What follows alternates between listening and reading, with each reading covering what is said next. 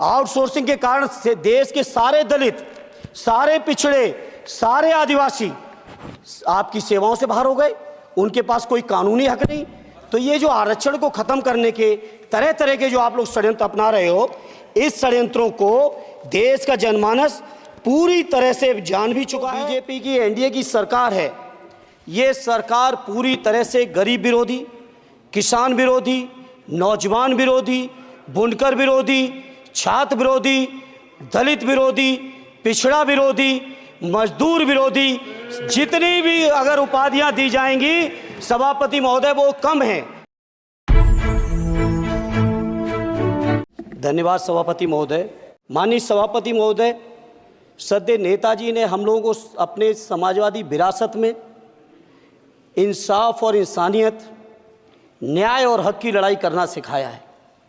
उस लड़ाई को हम लोग बखूबी अपने नेता आदरणीय अखिलेश यादव जी के नेतृत्व में शानदार तरीके से उस विरासत को न केवल लड़ रहे हैं, बल्कि नेताजी के हर सपने को पूरा करने तक हम लोग चुप बैठने वाले नहीं हैं। सभापति महोदय, बजट एक व्यापक विषय है और जब इस विषय के बारे में सोचते हैं तो समझ में नहीं आ रहा कि कहाँ से शुरू करें, क्योंकि देश में आज कोई वर्ग नहीं बचा है। कुछ चुनिंदा उद्योगपतियों के बारे में बात नहीं करूंगा, लेकिन देश के 140 करोड़ लोगों में से कम 95% लोग ऐसे हैं जो आज पूरी तरह से बर्बाद है। एनडीए की ये सरकार 11वां बजट पेश कर रही है, लेकिन इस 11वें बजट के बावजूद अगर मैं देखता हूं तो समाज की जो गरीबों के लिए सबसे ज़्यादा ज़रूरी चीज़ें हैं, स्वास्थ्य का है तो स्वास्थ्य 2023 और 24 में बजट घटा दिया है।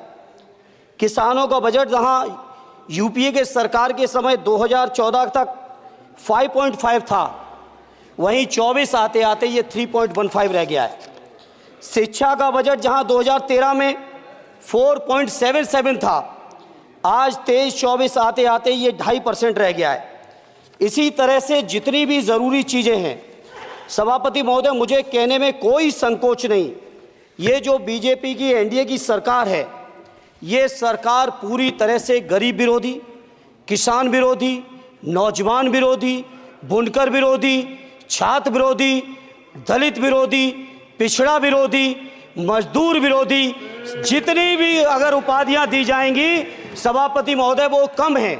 और मैं कोई राजनीतिक भाषण नहीं दे रहा हूं, मैं उदाहरण सहित आपको जब नंबर आए तो बोल देना, और हमें पता है आपका नंबर भी नहीं आएगा आपकी पार्टी में, ये भी पता है हमें।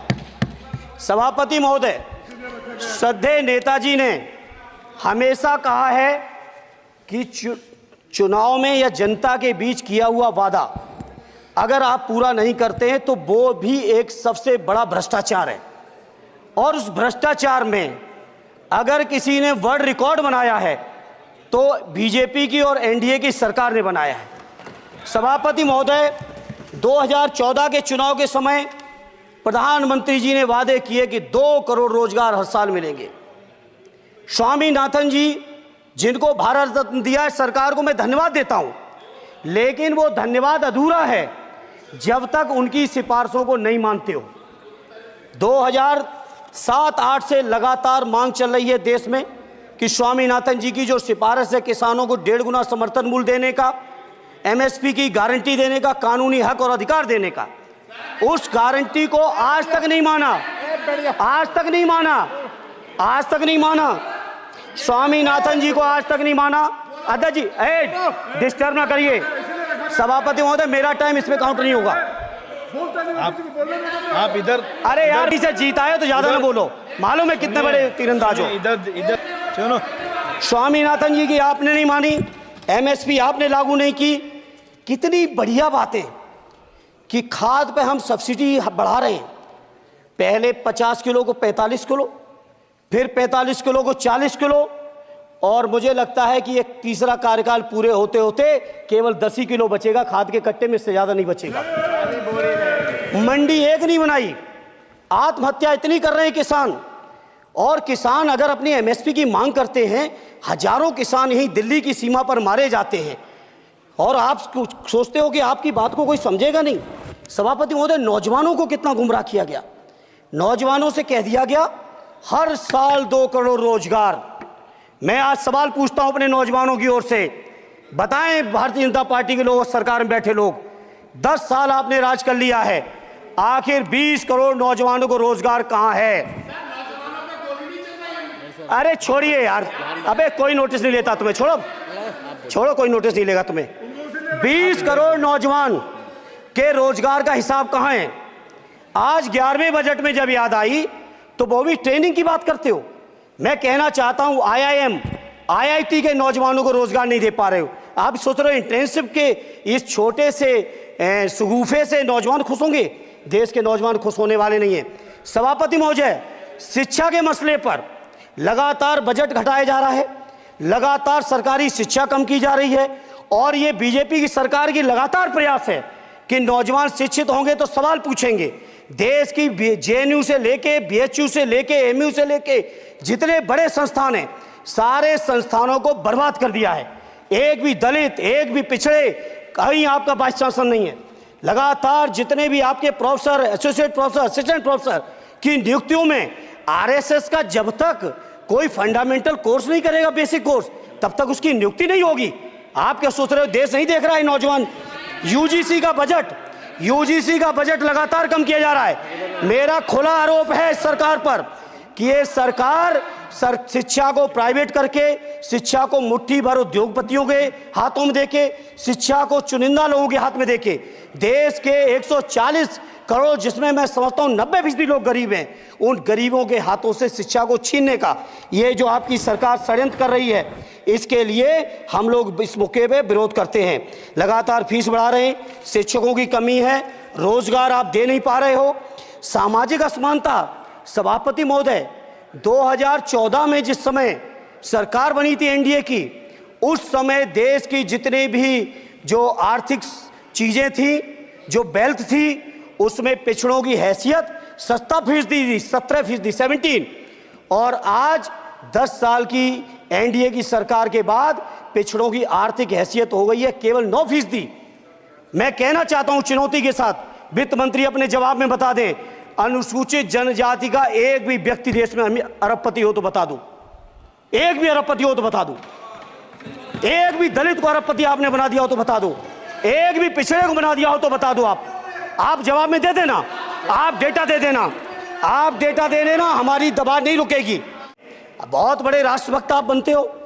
मैं मांग करता हूं देश के पैरामिलिट्री फोर्सेस को आप पुरानी पेंशन दीजिए। मैं मांग करता हूं, आप राष्ट्रभक्त हैं ना, सीमा पे जो सुरक्षा कर रहे हैं, जो शहादत झेल रहे हैं, मेरी मांग है कि आप उनकी OPS दीजिए। देश के अंदर बहुत से ऐसे संविदा कर्मचारी, एक से एक बढ़िया फार्मूला। अब कानूनन मंडल आयोग लागू हो गया तो कैसे पिछड़े और दलितों को रोकें? तो संविदा कर्मी की प्राइवेट कंपनी, प्राइवेट आपने आउटसोर्सिंग कर दी। आउटसोर्सिंग के कारण से देश के सारे दलित, सारे पिछड़े, सारे आदिवासी आपकी सेवाओं से बाहर हो गए, उनके पास कोई कानूनी हक नहीं।